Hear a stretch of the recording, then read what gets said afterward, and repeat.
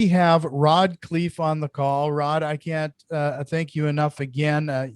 If you're interested, hearing how Rod got into multifamily real estate and his ups and downs, I mean, we had a history lesson last time Rod was on the show.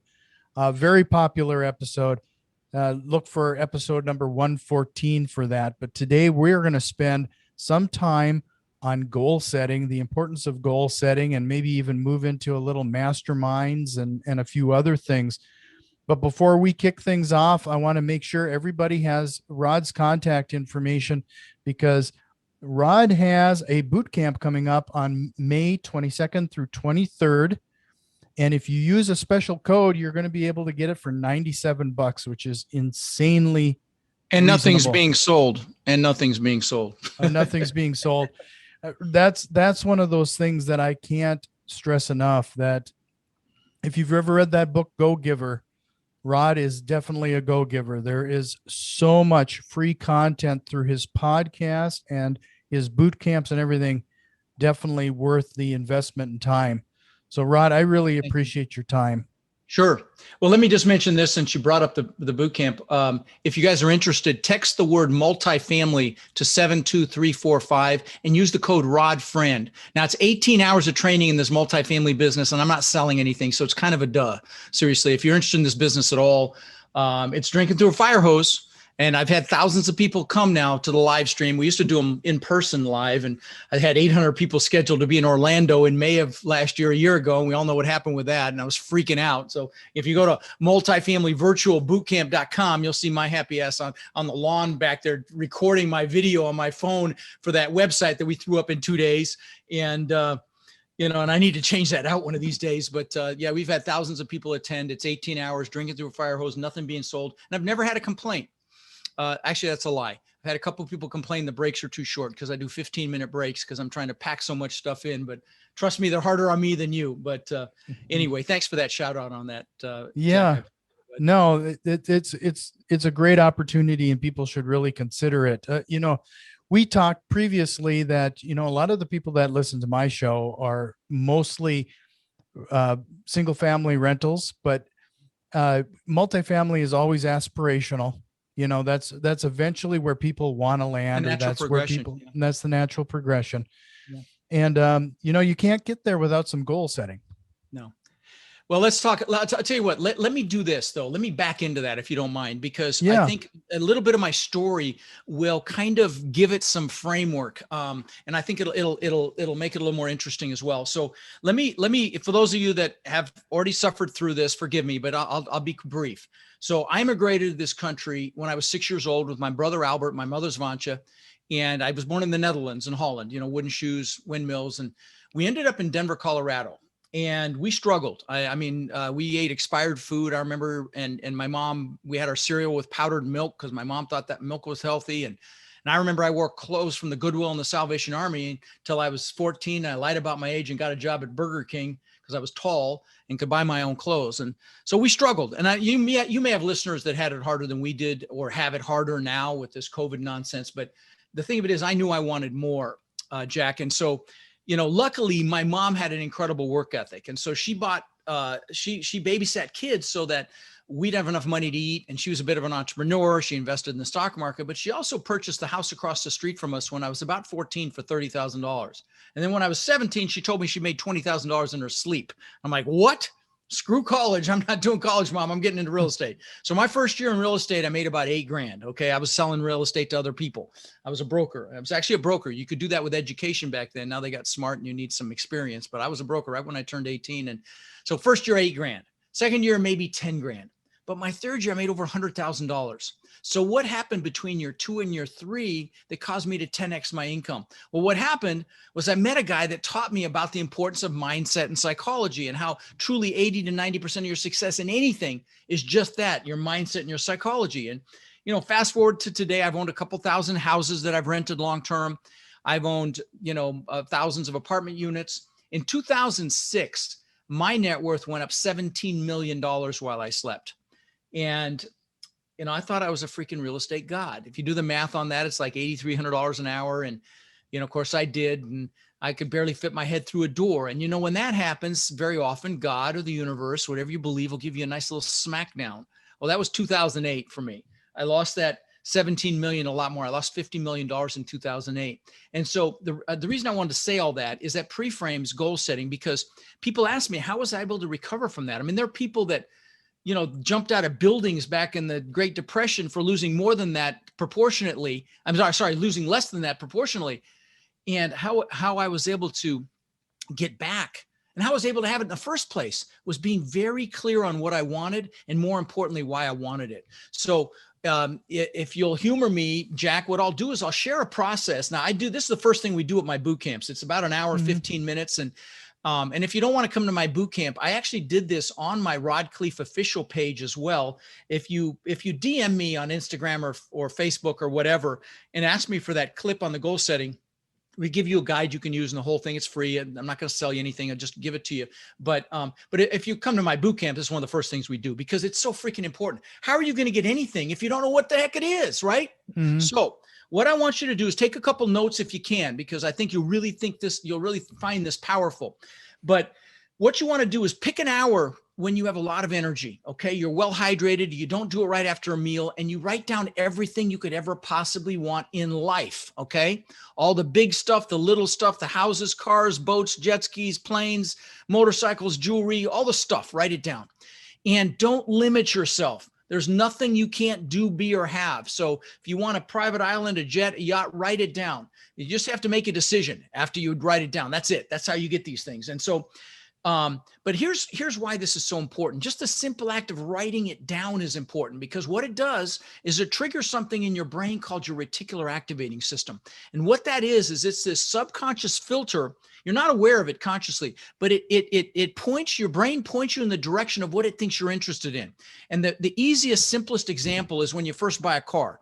You never really notice them. You buy the car, they're everywhere, right? That's your reticular activating system. And it's the same thing with your goals. When you write down your goals and you associate with them, your reticular activating system will point you in the direction of things it will think will help you achieve those goals. It absolutely works. And I know some of you are like, oh, for God's sakes, get on with the real estate stuff already. I'm here to tell you, trust me, this is more important than that. Trust me on this, please. Okay, again, this is how I had 50 million to lose in the first place, and how I got back to the success that I'm blessed to have today by what I'm telling you here. If it was just the technical knowledge, there'd be a bunch of wealthy librarians and college professors out there, right? It's the do, it's the keep doing, it's the pushing through fear, pushing through limiting beliefs, or getting uncomfortable. The comfort zone's a warm place, but nothing freaking grows there, right? So, this is what gets you through that. So anyway, sit down and write down everything you could ever possibly want in life. And, write down how much cash flow you want from your investments in, say, 3 years, how much cash flow you want in 10 years.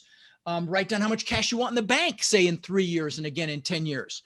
Write down also all the things you want to do in this lifetime, the places you want to go. I've got a travel vision board, write down the places you want to go. Write down, maybe there's things you want to do in your bucket list, like climb the highest mountain in the world, or jump out of a perfectly good airplane. I did that a year ago. I'll never freaking do it again, but it's off the list. But whatever you want to do, write it down. Okay. And so do that. Also, write down maybe anything you want to learn in this lifetime. If you want to learn a foreign language or a skill, if it's multifamily, for God's sakes, come spend a couple days with me. It's kind of a no-brainer. But whatever it is, write that down, whatever you're going to learn as well. So it's not just the stuff. It's everything you want to do, be, or have in your lifetime. Big things, little things, everything. Okay? So, if you're analytical, by the way, don't stop and analyze it. Just keep writing. Don't let the pen leave the paper. You can always scratch it out later, okay? But you want to keep that momentum, energy high. Think of every possible thing you could ever possibly want. But lastly, write down who you want to help, who you might want to do things for, because we'll do more for others than we'll ever do for ourselves. And again, this is the fuel. The goals are there for a purpose. It's never about the goals. It's about what the goals cause you to do. And so write down who you want to help. I bought my parents a house here on a canal when my dad was alive in Florida here. I bought him a car, took him on cruises. Who do you want to do something for? Write that down. And, maybe you have a cause you want to do something for. But anyway, once you can't think of another thing, I want you to put a time limit on each goal. Put how long it's going to take you to achieve it, how many years. And just don't overthink this either. Those of you analytical ones, you know who you are. Just put a number by it, 1, 3, 5, even a 10 or a 20.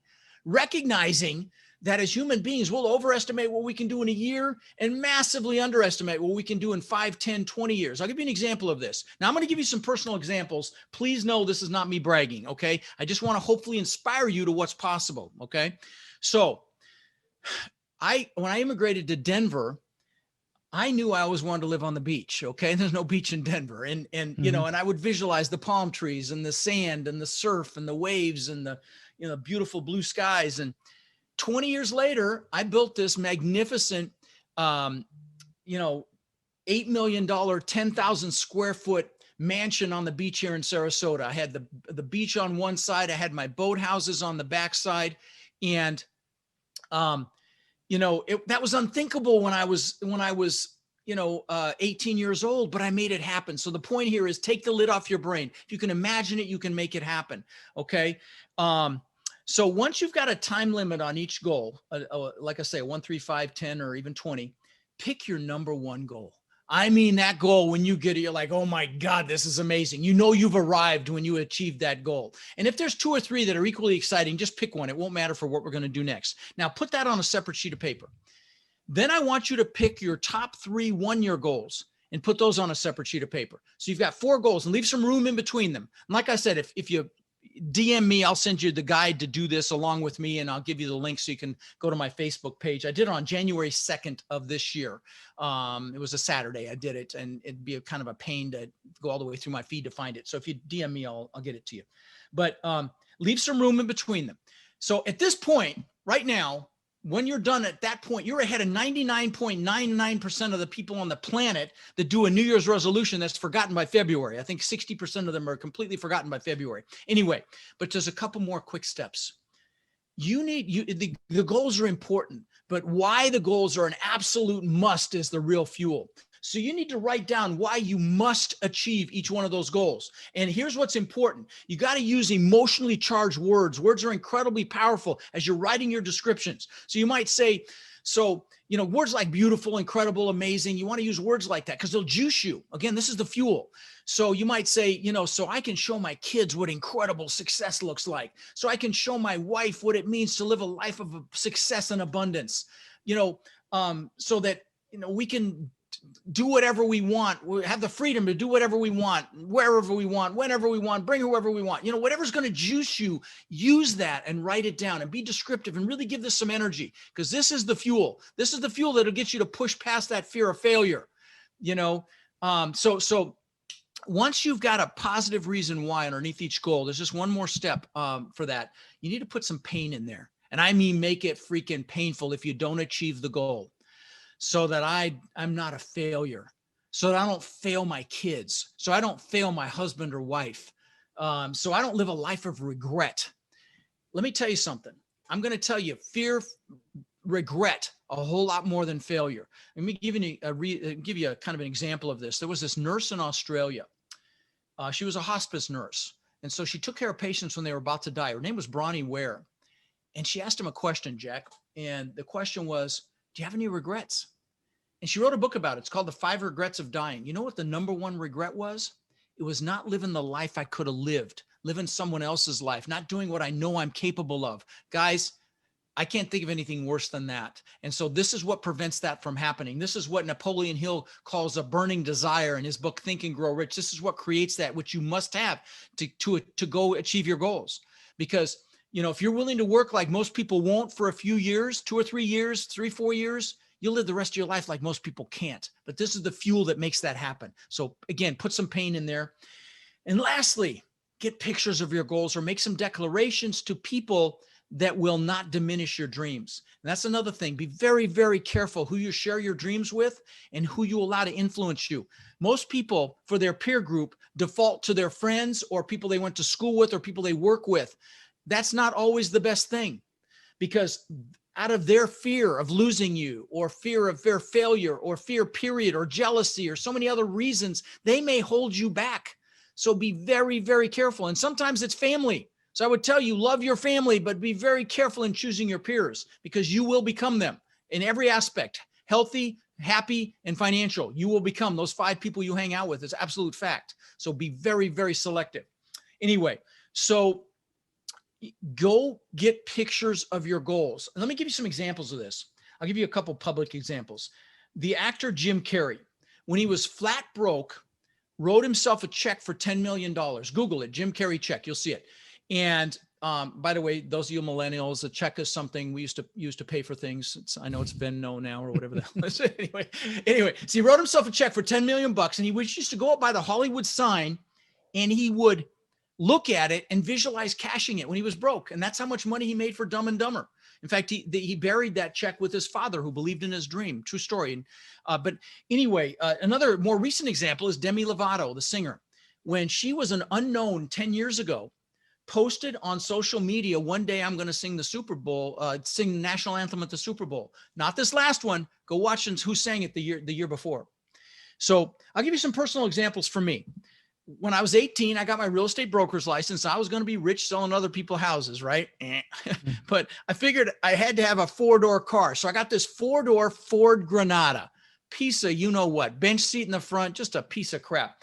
But I figured that's what I had to have to show people houses. And even though I never really did that, but I worked with a guy who had a Corvette, and he let me drive it.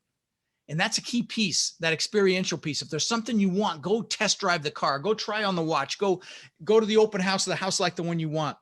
In fact, back in February of last year, Valentine's Day, I took my bride to Miami for the Miami Yacht Show. We stayed at a really nice hotel, and I spent way too much money on stupid shit like watches, and I bought a boat and jet skis, but that's another story. But what I did was I went to that yacht show because Tiffy and I have been to the Amalfi Coast in Italy. Have you ever been there, Jack? No. The southern, oh my God, it's spectacular. They have these, these villages that go up the hillside, just beyond, you can't imagine this kind of beauty. And there's hundreds of yachts. And I told my wife, baby, we're going to rent a yacht or own a yacht. And we're going to go we're going to from Spain, go around the Horn of Italy, go to Greece, Croatia. And so that's a definite item on my bucket list. And so I BS'd my way at this yacht show. I BS'd my way onto these 150, 200 foot yachts, flashing the watch and stupid shit and talking up a good game. And I'd sit in the captain's chair like I owned it. I'd walk around like I owned it. I laid on the bed like I owned it. Why? Because it freaking works. Okay. And so anyway, whatever it is, go experience it. So I drove that Corvette, and this is 19 maybe 79 or 80. Okay. And so I got a picture of a Corvette because I drove that thing. I'm like, oh my God, this is incredible. So I got a picture of a Corvette out of a magazine. Nobody even thought of the internet yet. And I got a picture out of a magazine, and I put it on the visor of my 4-door bone ugly Granada. So every time I sat in the car, it was right there in front of me. Within a year or two, I had a beautiful Corvette. I'm going to give you some more examples. Please know I'm not bragging here because this stuff doesn't even interest me anymore, but I'm hoping to inspire you. Okay. So this is back when the TV show Magnum PI was out. Actor's name was Tom Selleck. Okay. And he was a detective, I think, in Hawaii. But this is the first time I'd seen an exotic car. It was a Ferrari 308. I'm like, oh my God, that thing is amazing. So I got a picture of that actual car and put on the visor of my Corvette. Within a year, I had a Maserati look just like it. Last example. I always wanted a Lamborghini once I knew what exotic cars were. And I had posters in my, my room, and I'd, visualize these Lamborghinis. And what's interesting is my son, when he was 9 years old, collected exotic models of exotic cars. He had Ferraris and Lambos and all sorts of stuff. And he had a model of exact same color and style that I ended up buying, which ultimately wrecked, but we don't need to go there. But anyway, get pictures. In fact, let me show you something. You put these on YouTube, right? Yep.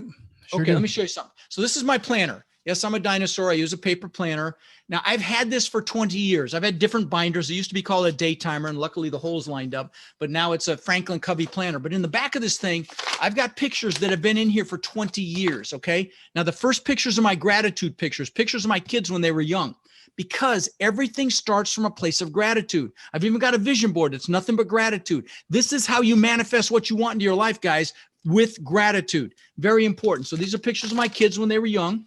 But then I've got pictures, that house I built on the beach. I mean, this place was spectacular, but this is what it looked like. I had 10-foot high glass like that, travertine floors. It looked just like that. And this is way before I built it. And then below here, by the way, this green screen behind me, that's a picture of my backyard. Okay. Now let me show you something. Now, those of you on iTunes can't see this, so I'm just going to describe it. But did you see the wall behind me? See that wall? Mm-hmm. Okay. Yeah.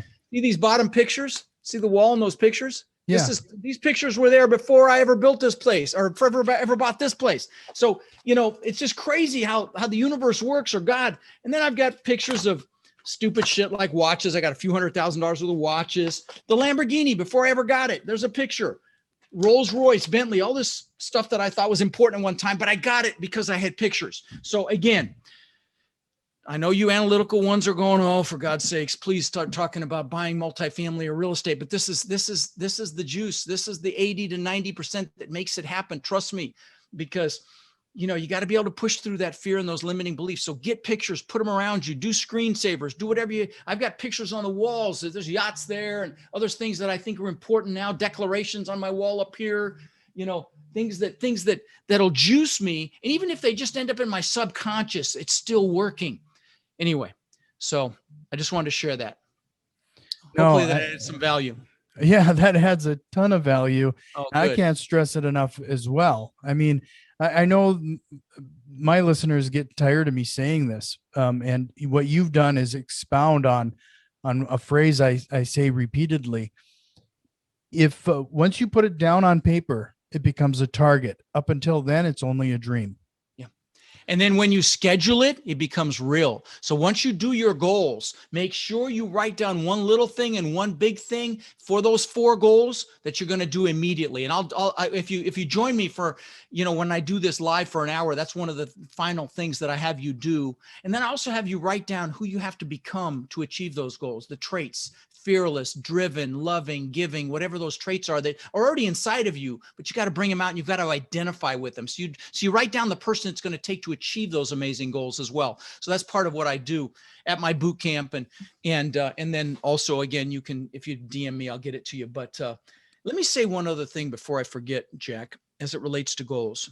So I told you I built that house on the beach. So, it took me 20 years to build that house on the beach, that, $8 million place. And I mean, just to describe it, it was spectacular. I mean, there was a giant waterfall from the 2nd floor balcony into the pool.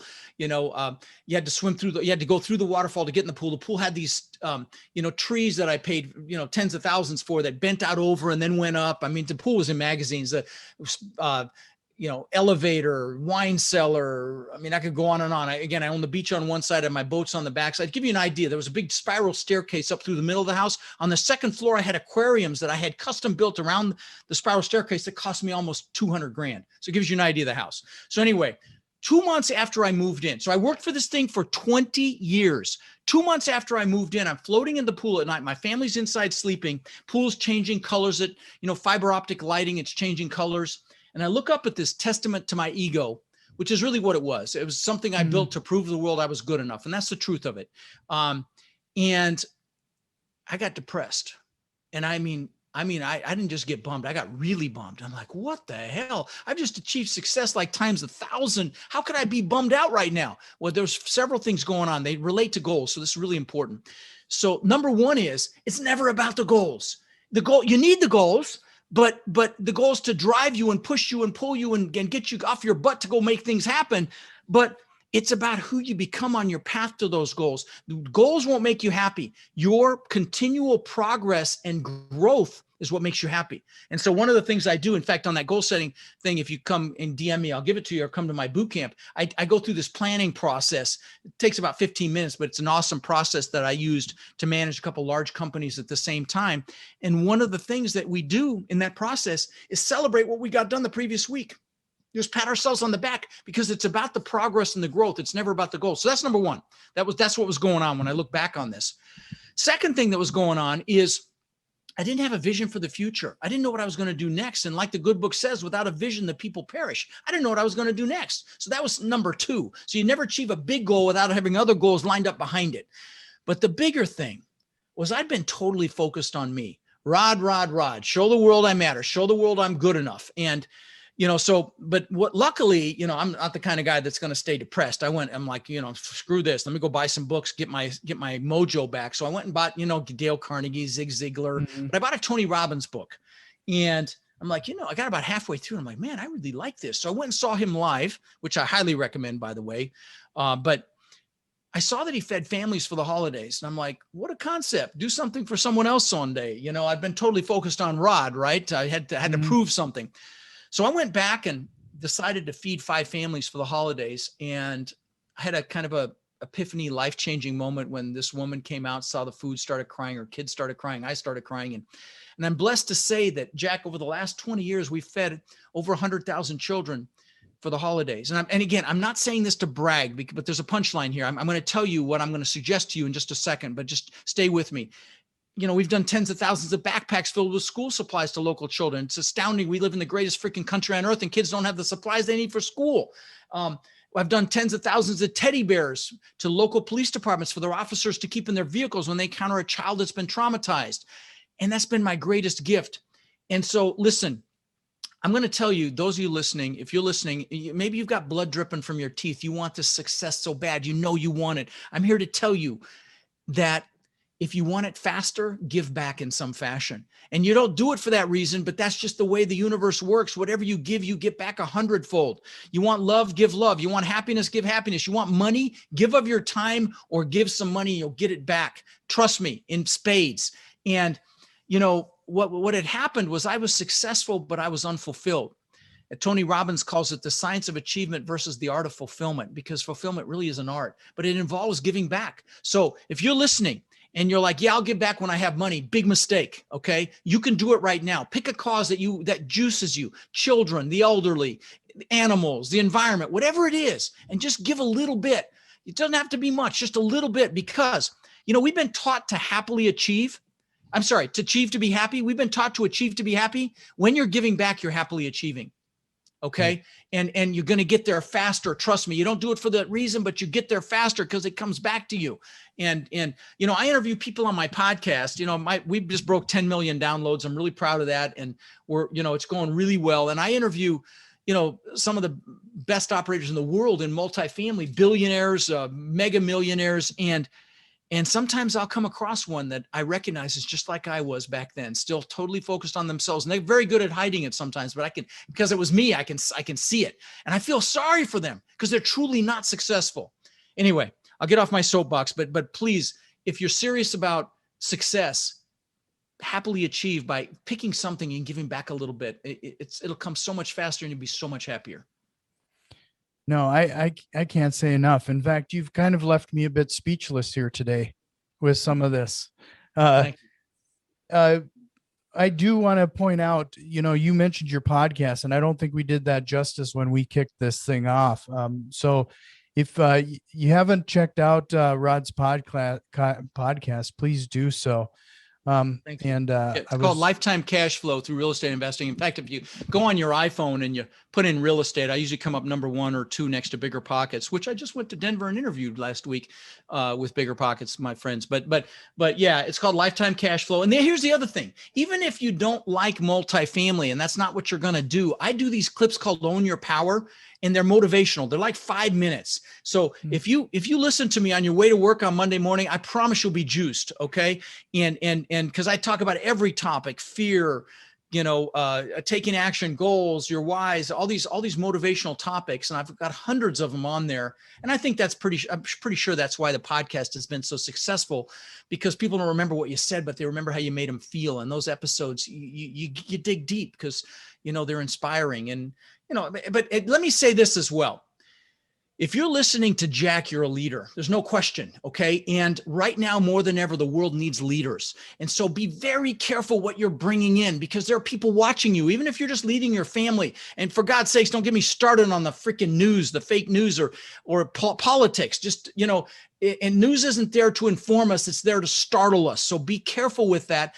And bring in the good stuff, like my Own Your Power clips, or go on YouTube. There's so much inspiration there. Bring in the good stuff, stand guard at your mind, and just, be careful what you allow in, because, that's how you stay focused on what you want. It's so easy to get to focus on what you don't want, but whatever you focus on is what's going to get bigger, positive or negative. I'll get people to call me and say, I'm trying to get out of student loan debt. I'm like, wrong statement. Focus on the money so the debt's irrelevant. Like they asked Mother Teresa if she was anti-war. She said, no, I'm pro-peace. See, focus is so critical. So anyway, sorry, I went off on a side road again there. No, that was beautiful. I can't say that enough. I mean, I can't stress, and it's hard for me to verbalize how important it is regarding this mindset. And it's the reason why usually it drives my family crazy, but I'm usually walking around the house with a podcast playing or an audiobook playing or something. We talk about how important it is to make sure you select those 5 peers wisely, because you do become the people you hang out with the most. Absolutely. I mean, that's absolute. But it also is absolute regarding what you're consuming, what you're filling your head with.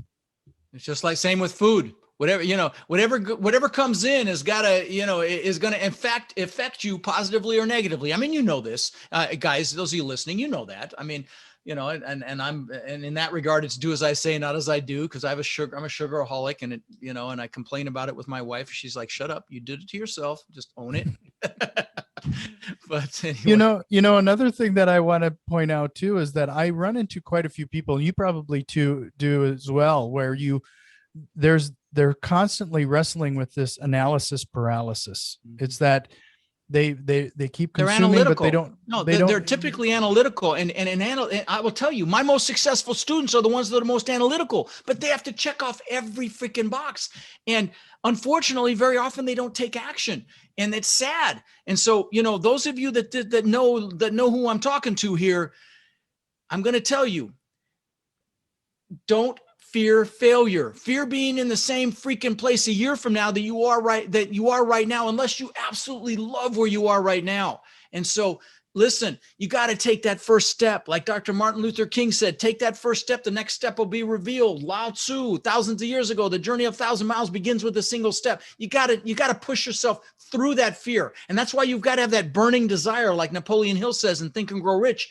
And that's what you get from goal setting and really associating with what you want. And make sure that your spouse is doing it as well, and you're aligned there. Make sure you're aligned, because you've got to have that support at home as well. But you've got to push yourself past that fear. And that's what analysis paralysis is fear. And so you've just got to push through it, because I promise you it's freaking worth it. Work like most people won't for a few years. You'll live the rest of your life like most people can't. That's not hyperbole. It's real. But you got to take that first step. And you can drive all the way across the United States at night with your headlight only seeing 50 feet in front of you, and you'll make it. You might hit some obstacles, but because it's been done before. It's the same way with your goals. And it's not going to be a straight line, and you don't have to see the whole road. Okay, you just take that step. Next one will be revealed. I see it with my students. I've been teaching for 3.5 years, and I've got this warrior mentorship program where these are my coaching students, my warriors. They are approaching 45,000 doors owned, and I've only been teaching 3.5 years. I'm really proud of that. I mean, I'm really proud of that. But the point is, it might take them 6 to 8 months to get that first deal, even a year sometimes. And they're pissed off and stressed and frustrated. And then the next thing you know, they got 6 of them, because it was that law of the first deal. It's the scariest. It takes the longest. It's the most stressful. And after that, they're like freaking dominoes, And so, but you got to take that first step. Those of you listening, you know who you are. Just go make it happen. It's so freaking worth it. You and your family deserve it. Yeah, that domino deal thing is always, it always puts a smile on a person's face. Like that first deal is always the hardest, but as soon as it happens, that's a perfect example of the mindset thing we've been talking about, or you've been talking about here today.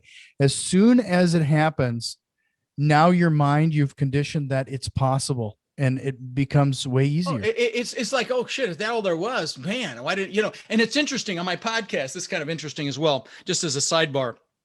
I always, well, not always, but almost always ask this question of the people that have thousands of doors. If you could tell your 18-year-old self something, what might you do differently? And I know the answer, it's always the same answer, but I want my people to hear it. It's go bigger, faster, because it's that whole fear thing. People think like they have to start with a duplex and then do a 10 unit, then you 100. You can go straight to 100. There are a few people that have done it, but as an aside, anyway. Yeah. No.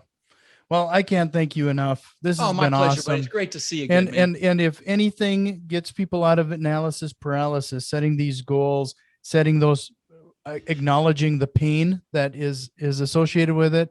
I mean, that's what's required to motivate and breaking free of not taking that action.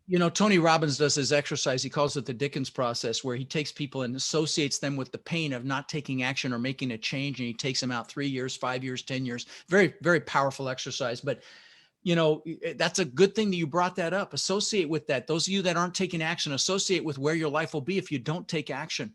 Very important. And by the way, at my boot camps, I spend a lot of time on the mindset. I spend a lot of time on getting people to actually take action with what they learn. I mean, if it was just the knowledge, there'd be, like I said, a bunch of wealthy librarians and college professors. You got to actually do it.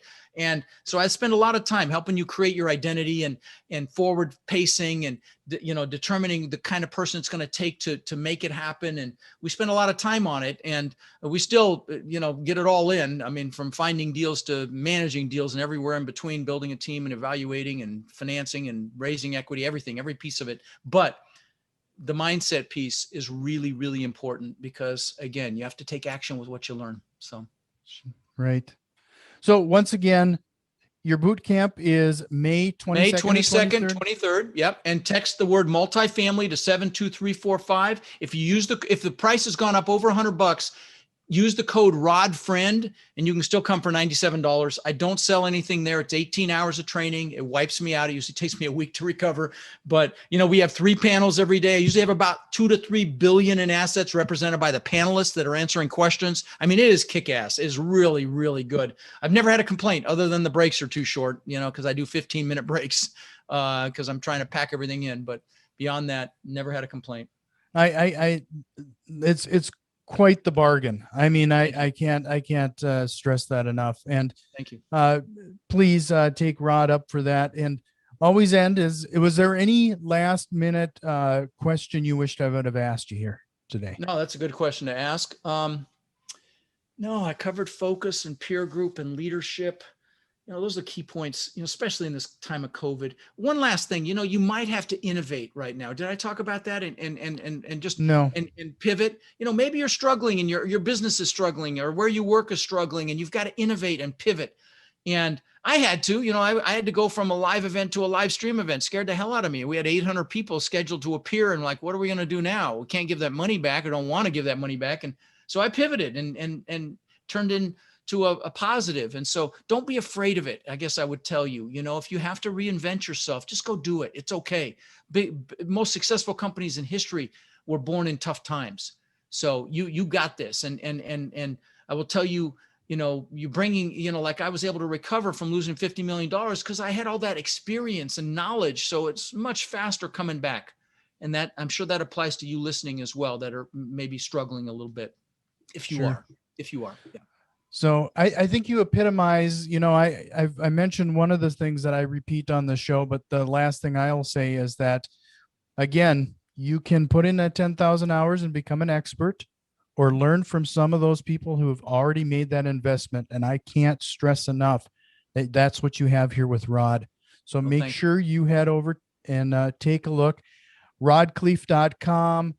Well, actually, Real Estate with Rod is easier because my name's hard to spell. Just go to Real Estate with Rod, and you'll be connected to everything that I have. A ton of free material there too, ton of videos and books and articles and things that'll help you. It's all free. So, well, I mean, you'd get a real estate investing degree just going through your podcast. So, lifetime cash flow through real estate. Make sure you check that out. Like and subscribe. Help spread the word. I can't thank you enough again, Rod. I hope we can do it again. Thanks, Jax. Great to see you, brother. Take care.